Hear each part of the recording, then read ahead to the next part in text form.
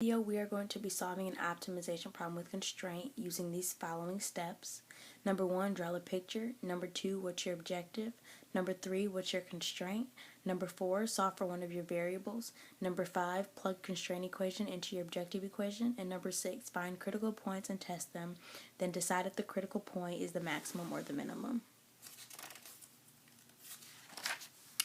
The problem that we're going to be dealing with today is we have a rectangular box with a square base and volume of 12 cubic feet that is to be constructed from two different types of materials. The top is made from a metal casting, which is $2 per square feet, and the remainder of the box is to be constructed from wood casting, which is $1 per square feet.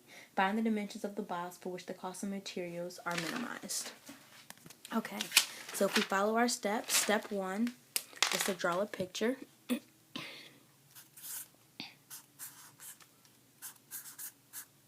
And I like to label my picture so that's easier for me to visualize. And I label my variables as well. Step 2 is to figure out what is our objective. Now we know from our problem that our objective is to minimize the cost of materials. So we're going to write minimize cost of materials. And we know that for our objective equation, it needs to be an equation that represents the total cost of the box. So with that being said, we're going to have C equal the cost of materials. And we know that we're going to have 2x squared plus 1 times 4xy plus x squared, and we are going to simplify that, and that's going to be 3x squared plus 4xy. This is our objective equation. Step 3, what is our constraint? In this problem, we know we are constrained because the volume of the box is 12 cubic feet. So our constraint equation would be an equation for area. So we know by looking at the area of the box, it'll be x squared times y. And we're going to have that equal to 12. Okay? Which this will be just simple equation, which is our constraint equation. Step 4, we're going to solve for one of our variables. And I'm just going to put one variable at the top of step 4. And when we solve for one variable, we're going to solve for one variable from our constraint equation. So for this case, we're just going to use y equals 12. So we're going to divide each side by x squared. And y is going to equal 12 over x squared.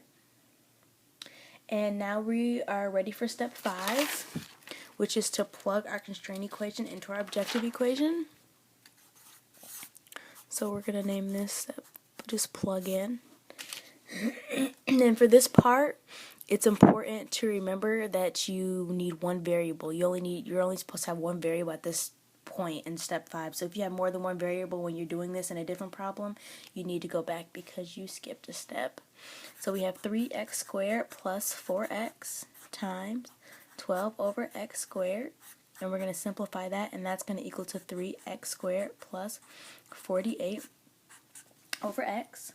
So now that we've finished step 5, we are ready for step 6, which is to find the critical points and test them and decide if the critical point is the maximum or the minimum. And so we are going to be ready for step 6. And we're going to take the 3x squared plus 48 over x. And since the objective of this problem is to minimize the cost, we know that we have to take the first derivative of this, which is the cost equation, and we have to set it equal to 0. So the first derivative, c1, we know that we bring the 2 down to the 3, so it'll be 6x. And sometimes the 48 over x is hard to visualize as a fraction, so I like to write it on the side as this, just as a regular number to the x to the -1, and then I like to solve it that way, so that way I know, I just basically don't get confused and it's easier for me. And then that equals to 48 over x squared negative. So we're going to bring this and we're going to plug this back in. So this is the first derivative. Okay, and so that this is the first derivative. And what we're going to do is we're going to set this equal to 0, so 6x minus 48 over x squared. We're going to set this equal to 0, and we are going to multiply both sides by x squared, trying to get rid of the fraction. Okay, so 0 times x squared is just going to equal to 0. And after we do that, we just end up, when we get to this point, we just end up having 0 equals 6x to the cubed minus 48. So then we're going to add 48 to both sides. And then we have 6x cubed equals 48. And we divide each side by 6. And then we have x cubed, 48 divided by 6 equals 8. So we have x cubed equals 8. And then we take the cubed root. And then we have x equals 2, which is a critical point. Okay, and now at this point, we know that we have to test a critical point. In order to test a critical point, we have to find the second derivative. So, we have to find the second derivative. So the first derivative equals 6x minus 48 over x squared. And we know that it'll equal, the 6x, it'll become a 6. And like I did before on the other fraction, sometimes it's hard to visualize the derivative with the fraction.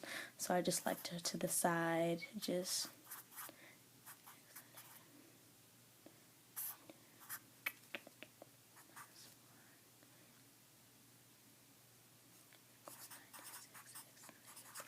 and then from this point I like to put it back in the fraction form, so it'll be 9 plus 96 over x cubed.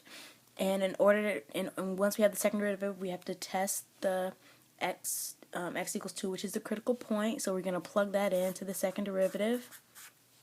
Equals 6 plus 96 over 2 to the 8, which equals 18.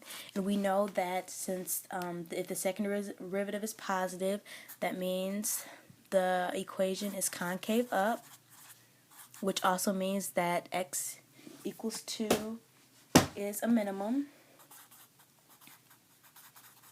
Okay, so at this point, we know the minimum value of our of C occurs at 2. Well, x equals 2. And our final step is to make sure we have solved the problem. And the problem was to find the dimension. So right now, we have x, and we know x equals 2. But now we need to solve for y. In order to do that, we have to plug x into the constraint equation, this equation right here that we solved for y. So we have to plug 2 into this equation right here. So we're going to do y equals 12 over 2 squared, which equals 3. So x equals 2 feet, and y equals 3 feet. So now we have our dimensions.